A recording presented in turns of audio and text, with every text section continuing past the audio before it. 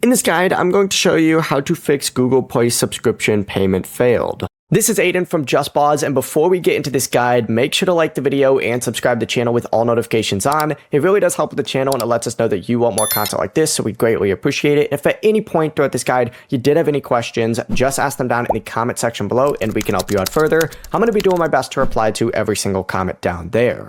Now, first things first, go ahead and open up the Google Play Store and tap on your profile picture up in the top right corner, and then select Payments and Subscription. From here, you need to choose the affected subscription and tap Manage on it from the Subscriptions tab, and then correct any outdated card information or switch to another payment method with enough available funds, and also make sure that the billing address matches the current information registered with your bank.